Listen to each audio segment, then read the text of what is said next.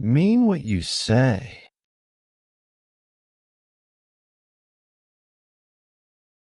Some people say that promises are made to be broken. That certainly seems to be true in this cutthroat society that we live in. But if you break your promise, you will ruin your reputation and no one will trust you anymore.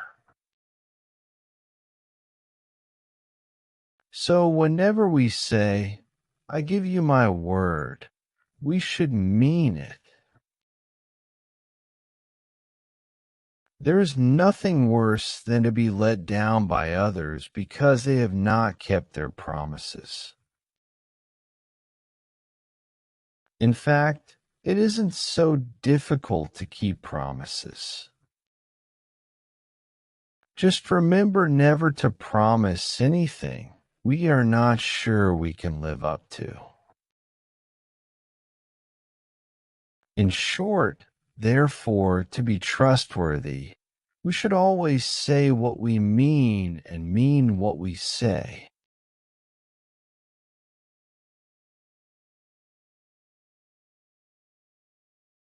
A promise is a promise.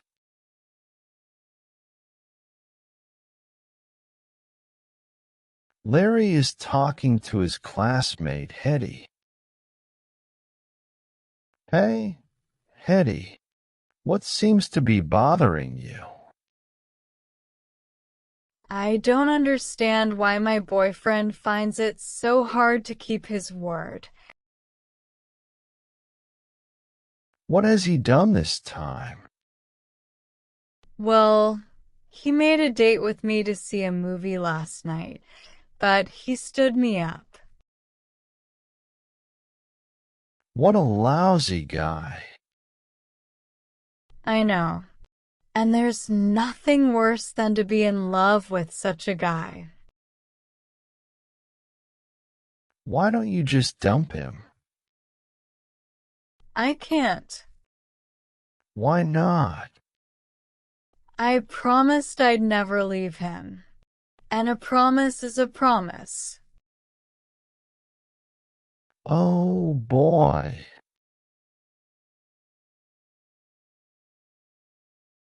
Earth in danger. Seeing is believing.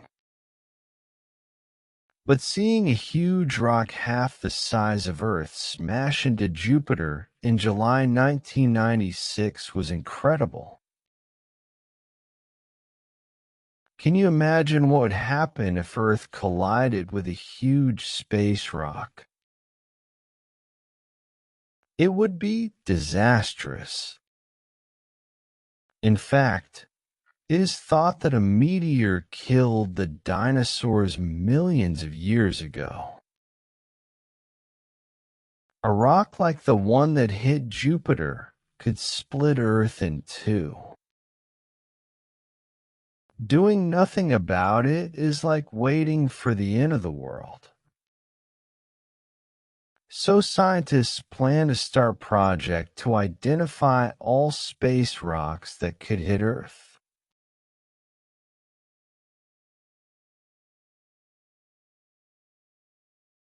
Saving the world.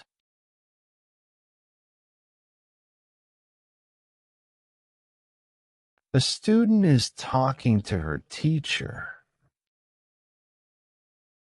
I hear that scientists are planning to study asteroids and meteors, right?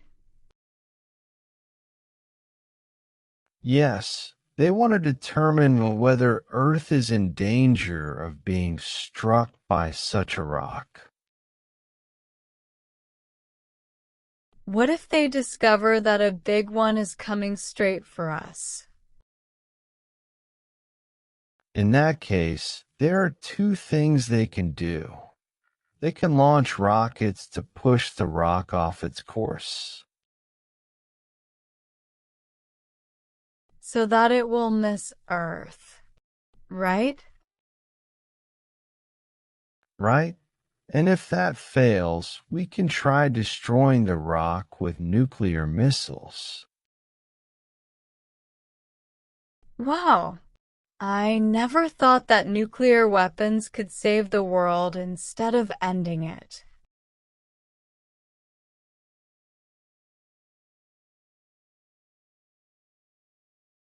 Don't be a fish out of water.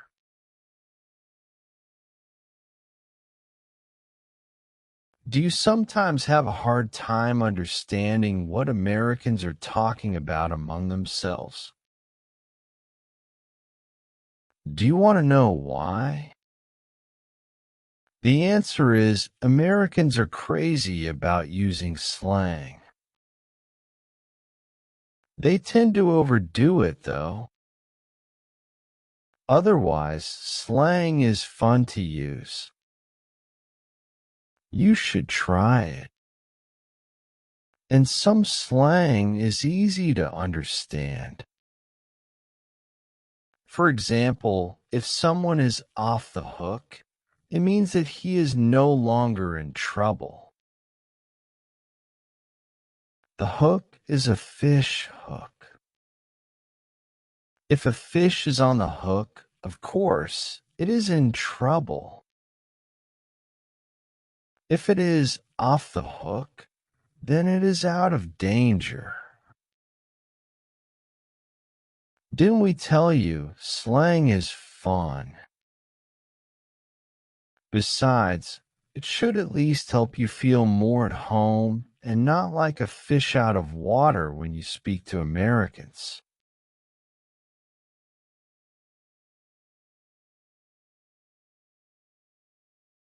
Get with it, Bob.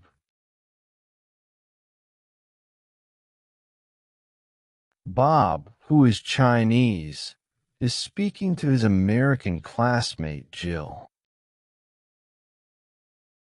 Hi, Bob. What's up? I don't see anything up in the sky. Do you? No, Bob. What's up is slang for what's happening. Well, why didn't you just ask me that in the first place? Get with it, Bob. Everyone uses slang in America. It makes speech more colorful. I'm having enough trouble learning English. But you should give it your best shot, Bob. Why? How else can you get to meet American chicks? What chick? I don't like eggs. Chicks mean girls. You fool. Oh, I give up.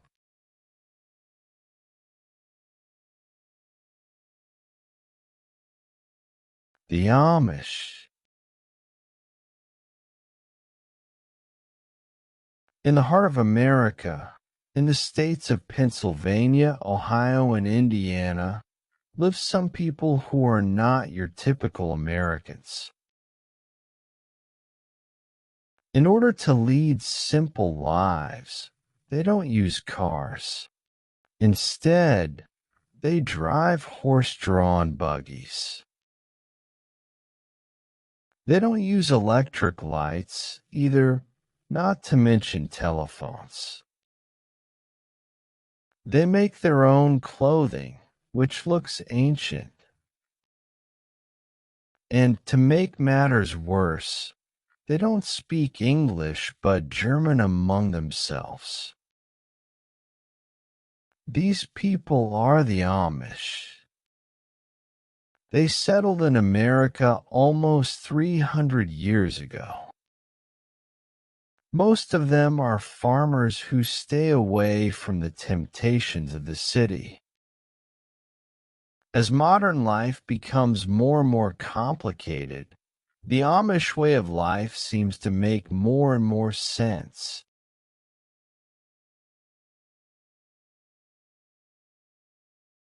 Live and let live.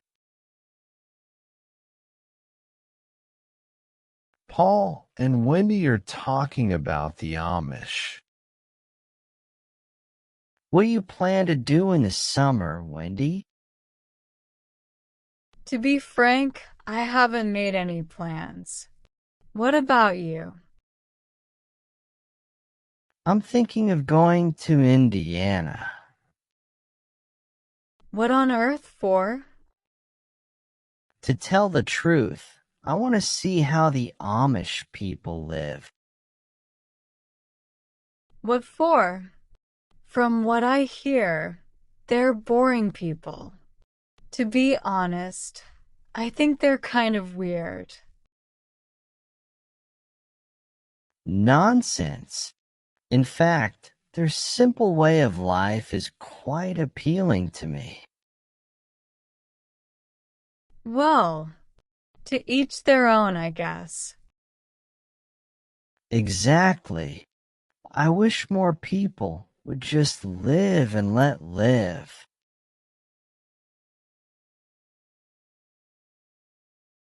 Stop to smell the flowers.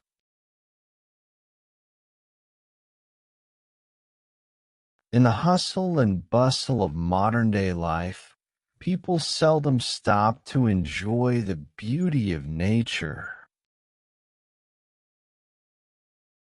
Ask yourself how many times you have listened to the birds sing. And when was the last time you looked at the sparkling stars twinkle in the sky? Time flies, and life is short. So, don't forget to stop to smell the flowers. In our eagerness to make a living, we often forget about our quality of life. Too often you hear people say, "I'm too busy for this or that." What a shame. One day, when they do find time to stop to smell the flowers, it might be too late.